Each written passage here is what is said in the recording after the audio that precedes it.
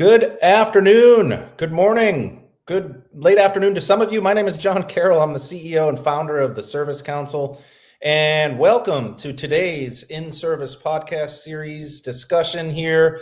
Today feels especially meaningful. It is our 100th episode, and I had Cool in the Gang, Celebrate Good Times all queued up, and audio doesn't come through, so now I can't even do it. But anyways, balloons can go everywhere because it is our 100th episode, and what a journey it's been.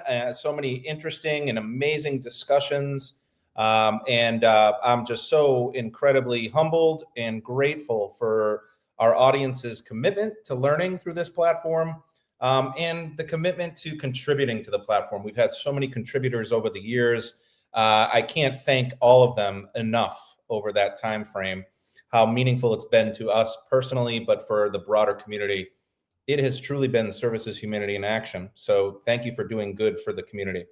I am joined by my colleague, Gerardo Pelayo. Gerardo has become co-host of this thing. And man, he's building a name for himself out there and doing great research, and really appreciate Gerardo's growth into this community similarly. And sharing these responsibilities has been a great joy for the last couple of years at your addition to the team as Chief Research Officer. So thank you, Gerardo, for all that you do. Thank you, John. Outstanding. Gerardo's going to actually interview me today. This is an interesting change here. But, one of the things I was reflecting on coming into this thing was, so we look at statistics, we look at growth. Last year, we had 9,000 listeners to the inService podcast series. Amazing, right? One of the things that I was looking at is how often do they listen? Do they stay with us? Do they journey with us only for a part of that discussion? Do they unpark themselves, and get bored of it? What's happening inside it? And these events are meant to be 30 minutes in duration. Well, those 9,000 listeners, average listening time is 29 minutes per. So I was so proud of that. And it's just something that we reflect on as a team, as such a proud moment that we're creating meaningful dialogue, and it's resonating, and it's a great resource for our community. So without further ado, I'm going to turn things over to Gerardo. We're going to get this discussion going. This is an AMA. If there's people on LinkedIn, we see you. Hello. If you'd like to shoot me some questions, by all means, come at me. We'll do our best to think on our toes. But Gerardo, I'll turn things over to you. Thank you for interviewing me today. And thank you for all the good work you've been doing for our organization and community. Excellent. Thank you, John, for letting me be part of this story. Many congratulations on 100 episodes to you and the larger Service Council team. And the first thing that I'd like to know is, why did you start this? What originally sparked the idea for having an inService podcast? And why is it valuable still?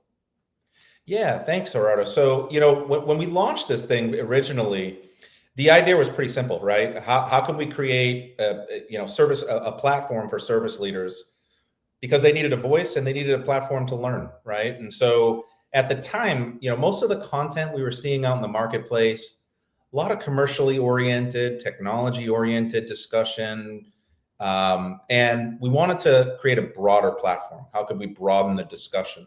I remember James Milet, one of our longstanding board members and friend and colleague, said to us, how does the Service Council become the lighthouse for the service community?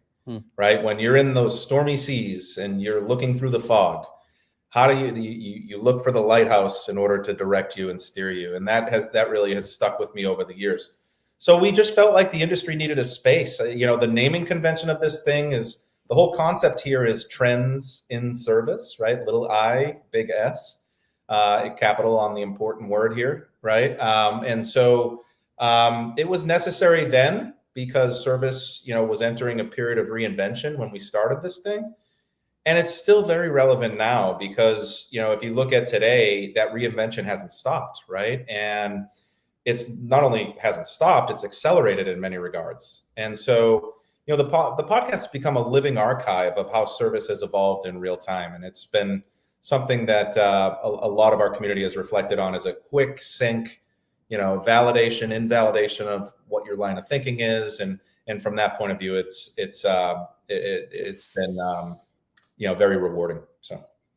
Yeah, no, I agree. And I'll point out, you spoke about how service has changed so much just in the 2 years that I've been here, and I've been in the space for over 15 years. But the transition from being a cost center to being a profit center and everything that entails, from the KPIs, the processes, the technology that comes into play, it really gives purpose and makes me proud to be part of this platform.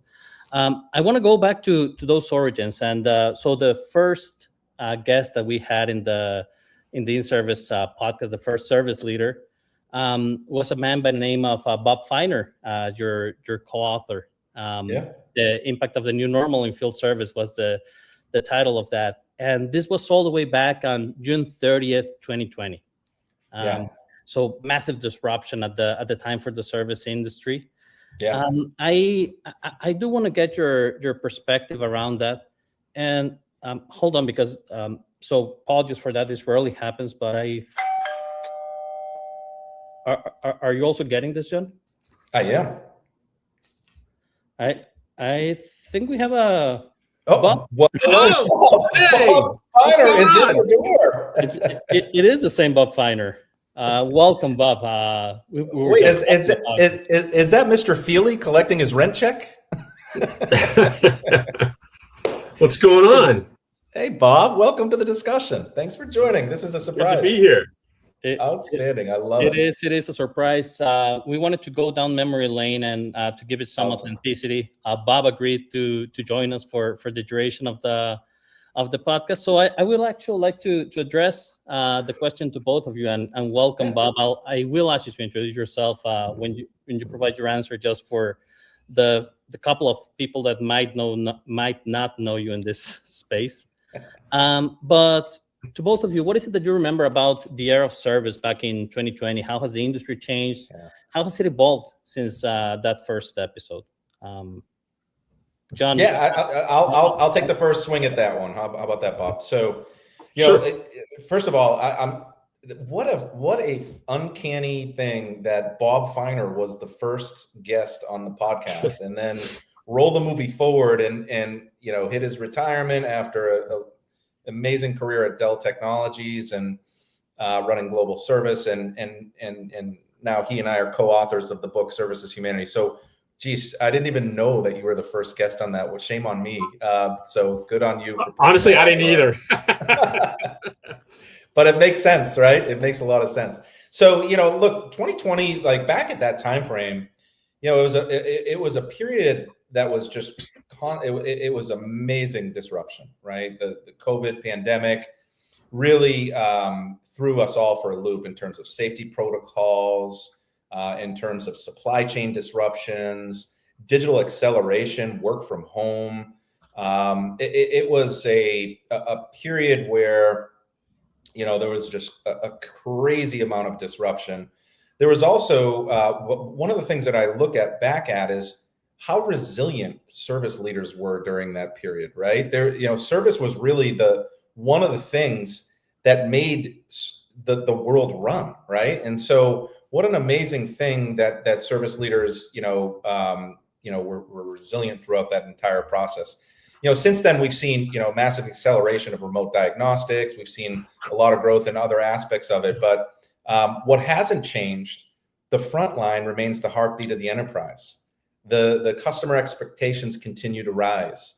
Service leaders still operate at that intersection of cost and customer intimacy and revenue growth, and keeping the world moving in a way that's meaningful. So, that was my reflection on that first episode and that time frame, that era in service. It was just wild. But Bob, I welcome your reflections.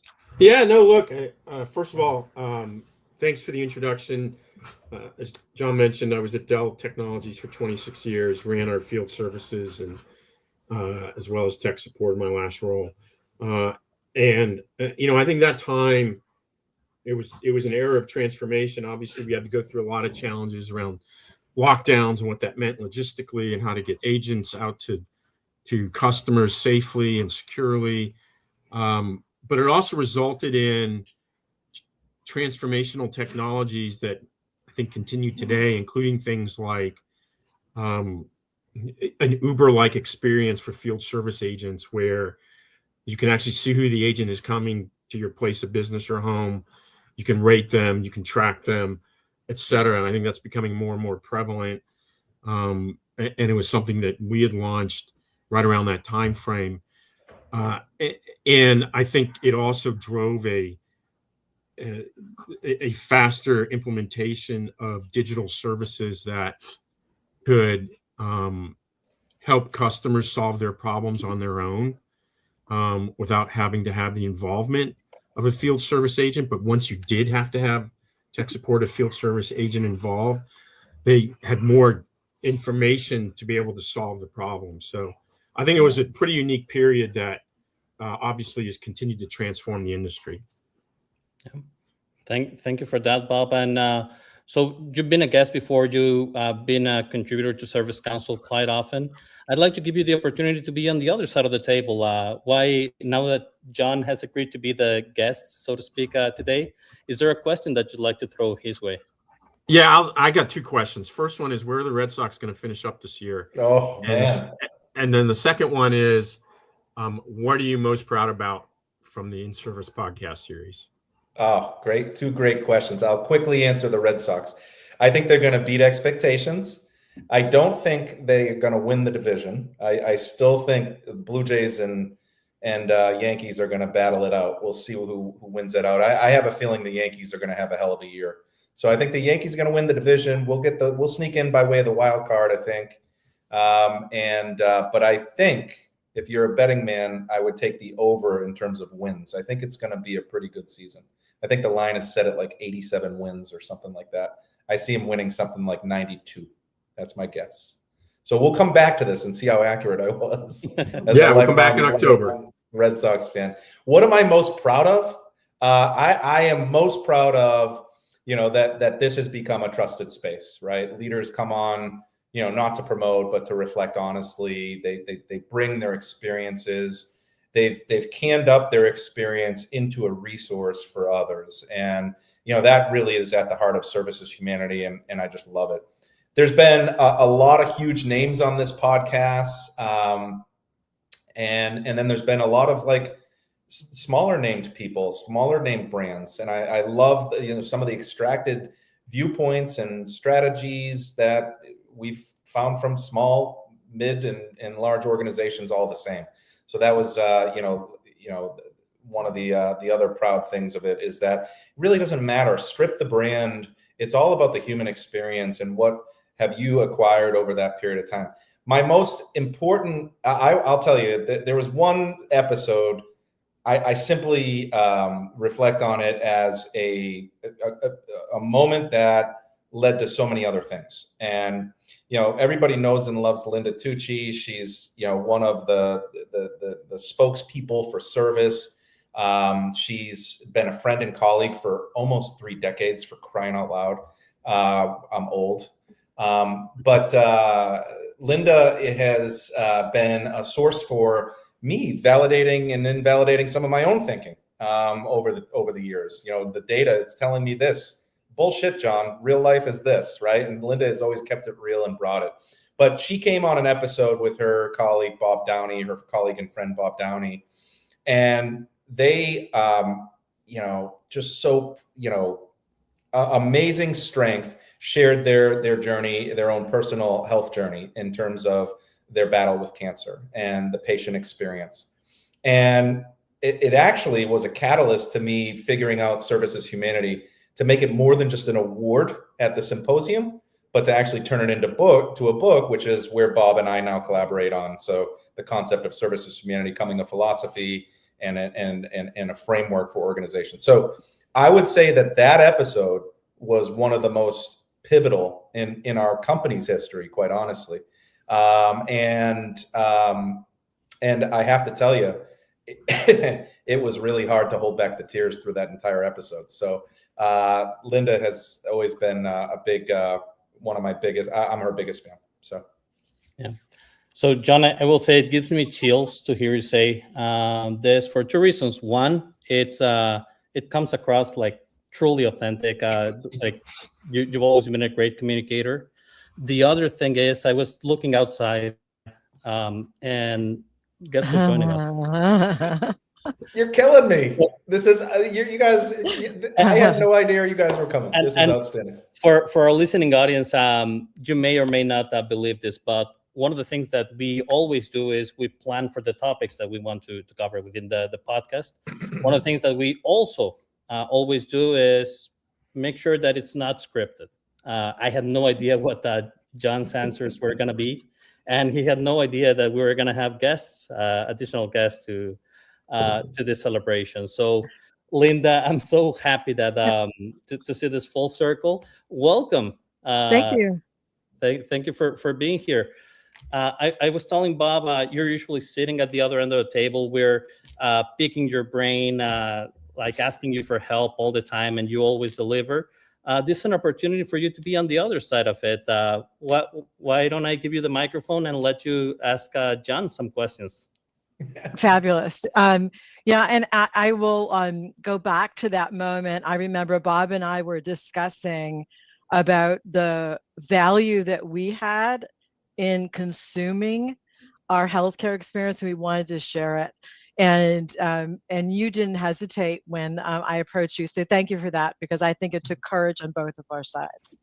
I will also say congratulations on the 100th episode. It's amazing how time flies, and thank you for your tremendous contribution to the service community and all your kind words.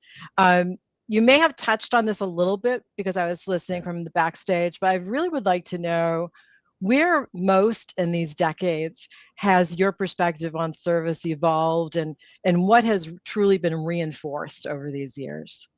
Yeah, I love it. So here's the big thing I would say. So I was actually looking at the grounding themes for our symposium year over year for the last 6 years. And, that's really an anchor point on, what are the overarching thematics of the annual period? Because, we really exhaust ourselves trying to figure out, like, what is happening, why, how can we help solve it, move forward, et cetera.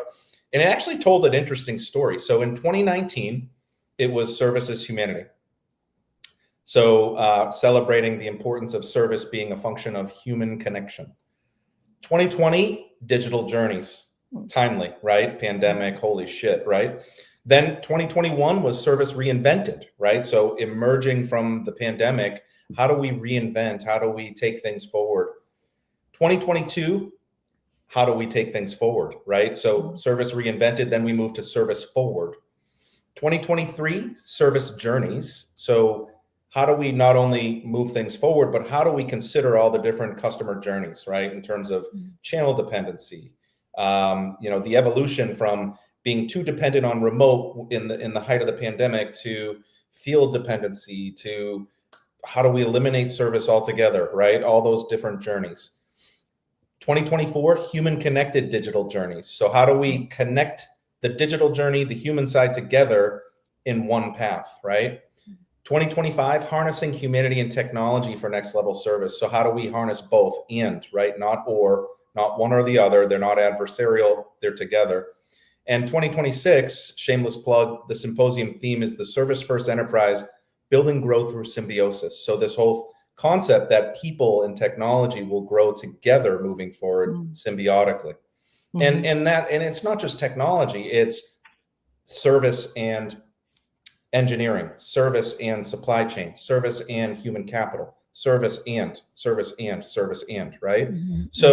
So many meaningful opportunities to build symbiosis across the organization to get service represented as truly, the profit lever and the opportunity that it creates. I would say that the big overarching thing that has been consistent is that service is underrepresented still. If we're being honest with ourselves, right? If we're truly being honest with ourselves, it is underrepresented. I do this annual observation and analysis of Fortune 500, Fortune 100 companies, less than 15% of which have a chief service officer by role and function. So, I think that's the biggest grounding theme that still exists, that it's still underrepresented. We're making progress. I keep saying that, but there's still so much more opportunity. There's more meat on the bone, as they say. And service is not just a department. It's an operating philosophy. And so that I would say is the biggest thing that I take away, which kind of stands the test of time in terms of any decade. So yeah. Here. John, I always find you so insightful and predictive because I, like you, hope springs eternal. And yes, I agree that the Red Sox will beat expectations. So I'd like Bob to know that. So awesome. No. I love it. I love it. Linda, thank you for being such a friend and colleague over the years. You're amazing. Thank you. Goes Bob both as well. ways. Thank you. Yeah, beautiful. And that's a great analysis, John. And indeed, I'm very much looking forward to, I'll add to your selfless pitch. It's a really strong agenda that we're building this year. And it's an even stronger community that we keep growing in quantity. We maintain the same quality, which I'm extremely proud of. I thank you both, Bob and Linda, for setting the example, setting the bar, and helping us achieve that. So hopefully many of you will be able to join us in Chicago coming September. And so, John, one of the other things that I'd like to touch on is, and so I'm getting overwhelmed here. I think we have even more people coming in. Is that? Look at you. Let me double check this. Because I think we have another giant in service coming in, Rob Arrigor. He's traveling. He's in the middle of strategic meetings with his team, but he said he wanted to be here. We'll see if we can get his connection working. But one of the things while we do that, I'll tell you one part of why this is such a big thing for me. The first year that I joined Service Council at the Executive Symposium, we do the advisory board session. And I was tasked, and thank you for the trust, John, with coordinating that. We did a little bit of an icebreaker, and I told people, hey, make sure that you ask and share with the others in your table 5 things about you that are not related to work. Get to know yourselves. This is a community. Get to know yourself. And while that was going on, I went over to John and I said, yeah, so, I mean, you put this advisory board together. For how many of them do you know 5 things? Do you know 10 things? Without missing a bit, John said all of them, like easy. And you don't know this, John, but that really showed me how much you truly care about the community, about the depth and the responsibility that comes with that. It's this is not entertainment value. It's a responsibility. It's a privilege to get airtime with all of these wonderful people, wonderful leaders, and the community that you built and that we have the privilege of being a part of. It's something truly great. With that, Rob, I think we have you on the line. Can you hear us? You might be muted. We'll give you one quick sec. So if you do get your audio, Rob, do jump in and interrupt me. But for her listening audience, I'll carry on with because one common element that those of you who have been following Service Council for a while, you might see, is that Bob, Linda, and Rob are actually all recipients of the Service is Humanity Award. And even when we were planning this surprise, we didn't internalize it. We didn't notice it until after the fact. And it was like, wow, things really do come together. It was another nice serendipity. So Bob, now you become a co-author of John on that book. We see the concept. There you go. It's really getting significant traction across the service community, strongly resonating.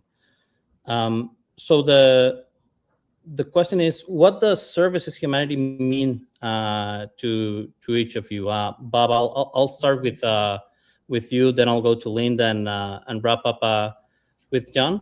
But why is it that this idea is so critical? Is it important in this technology-driven service world that we're living in? Well, hopefully it means a lot of book sales to me. That's what, but and then follow-on engagements, and available on Amazon from wherever you're buying.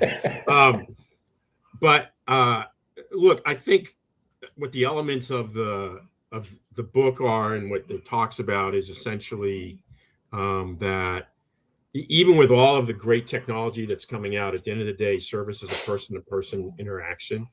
And so you got to make sure that humanity part of that service is embedded in whatever transaction you're doing with whatever customers you have. And I think that's what resonates, I think, with people. Is it's almost somewhat a back to basics of, hey, get back to what that human touch is, and what that enables. And I think that's really what it means to me.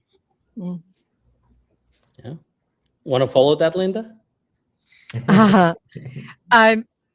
always said that service is humanity for me, impacts how I lead, right? It means leading and serving in a way that honors people first, because we know that when employees feel heard, respected, empowered, good things happen, great customer experiences, business results, etc. And I think the concept of service as humanity is increasingly important, right? We've got so much happening on the front lines. I mean, even in my own organization, we're pounding our front lines with change. We talk about AI literacy, governance, workflows, what do we pick? But we've got to address so much, right? And I think we have to, even more than ever, be intentional that we focus on the human connection, right? If we truly want to keep it at the center. And we just had a conversation yesterday that, something I don't want to say worry, but I think requires more attention, is that as much as we're looking at how we upskill the front line and address the front line, we also have to invest in the human skills that leaders will need to guide through AI. So for me, service as humanity is really at the core of keeping that connection alive.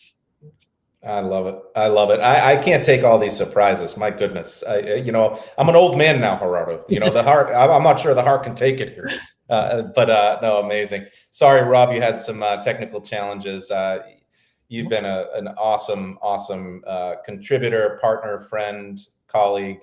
Thank you. So we'll catch you on the next episode. Maybe we'll put him on the next inService podcast episode, get his viewpoints. Just to follow Bob and Linda, I think they nailed it, right? They nailed it. And Bob, I might be soon on retirement, just like you, because of all the book sales, by the way. So here we come. We'll go to a Red Sox game. But here's the thing that I think does not work in harmony. You've got service leader pressure that is requiring more automation, reduce costs, get more efficiency, drive revenue growth. And so how do they turn their attention towards technical improvements, digital journeys, AI? Many organizations have cited how much they're reducing headcount in terms of support centers because of all these newfound capabilities. And at the heart of service, customer loyalty is driven through emotion. It is a human connection. And so we're almost working against the grain in terms of why customers buy, why customers remain loyal. I ask every service leader, what is your differentiation? Without question, immediately, our people. So we have to think about, how do we automate? How do we journey map all these customer pathways? And how do we infuse that human emotional connection where those moments matter? So I still think that's being figured out right now, but that emotional side of things is really what services humanity is all about. So back to you. I love everybody's perspectives on On this, I'm going to be smart enough not to try to add to it and just let it sit and our audience enjoy it. I did get a quick question from Robo over text, and again, sends his congratulations. And I'll open it up for anybody who wants to share in that, and we'll wrap after it. It's 100 conversations later. And one of the bad reps that that podcasts could have, it's there's a lot of talking and there's not enough of doing, right? Yeah. So in your experience, lessons learned, what is it that separates the leaders, the organizations that truly transform versus the ones that just talk about it? John, I'll start. I'll kick things off, and then we'll let Linda and Bob fill in the gaps. So, there are three things. One, leadership alignment. Transformation starts at the top, and it stays there if you don't permeate it across the organization. So, leadership alignment, recognition of service is important, is step one. Number two, you've got to involve your frontline. You've got to be inclusive in terms of change management, in terms of, delivering on the experience. If you want to learn about those moments of opportunity, you've got to involve your frontline in those transformational pathways. Elizabeth Dixon, Chick-fil-A, talks about how customer experience is the overflow of employee experience. Listen to your frontline in terms of those change management opportunities. And lastly, operational discipline. Strategy without execution metrics is theater, right? So what are we measuring?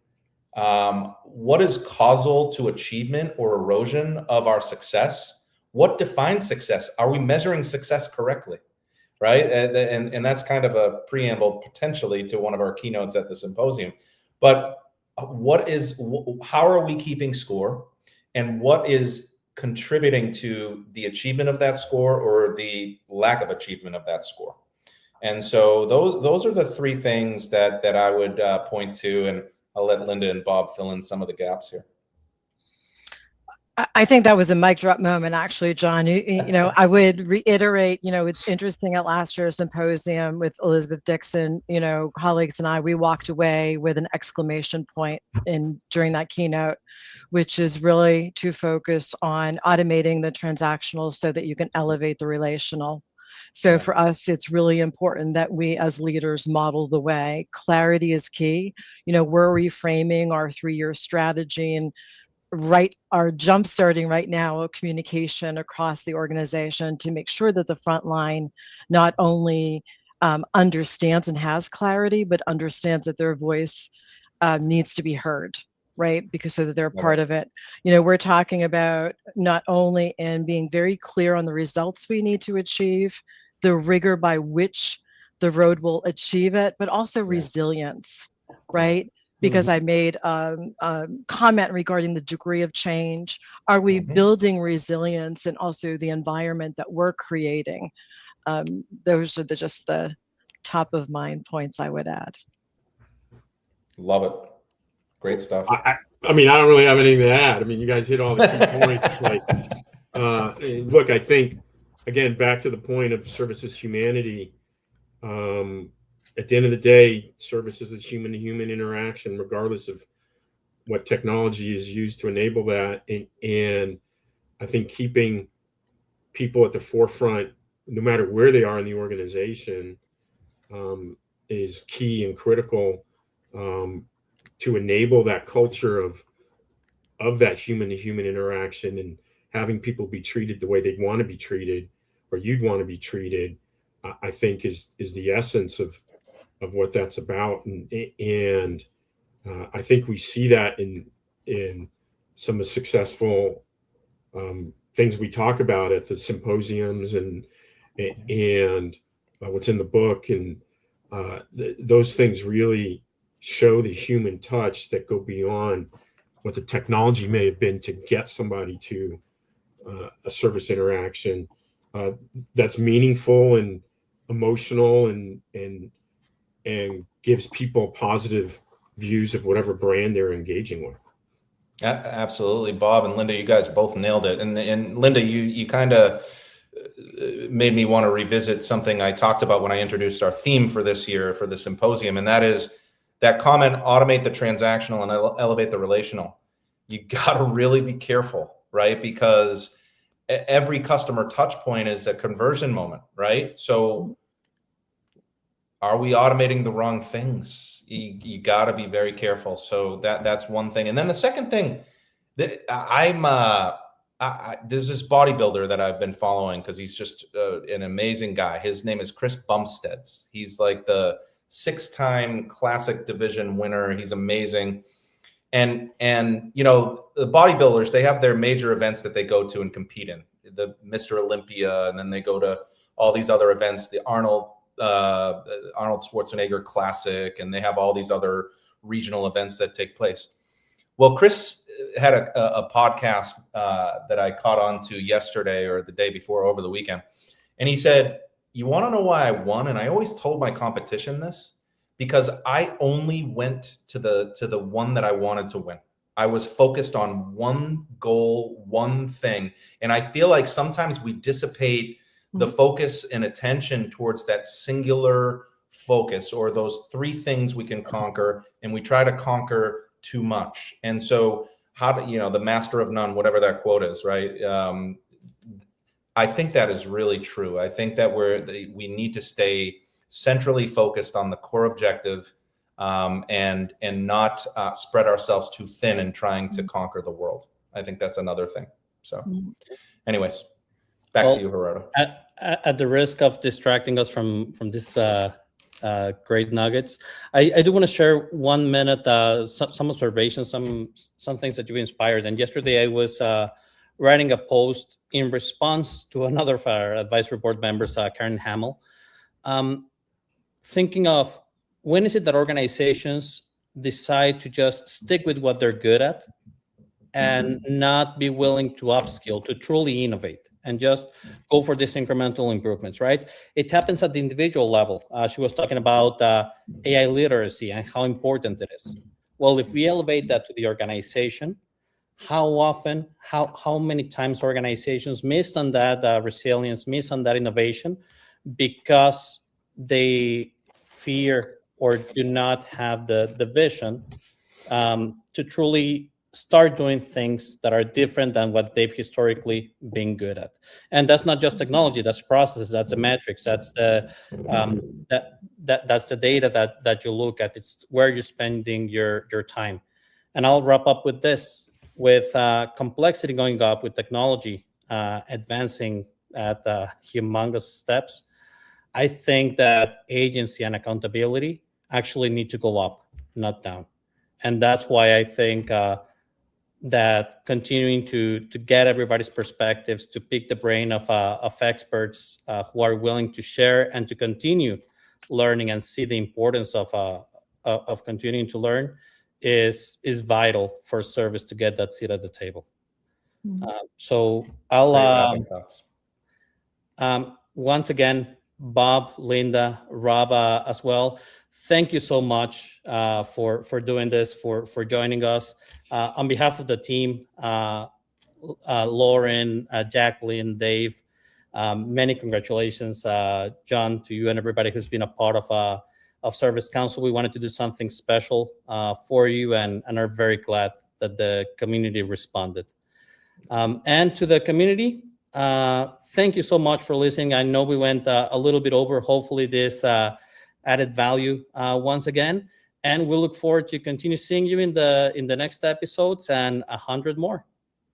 Thank you all. It's all our success, by the way. It is every one of our success. So thank you. I appreciate y'all.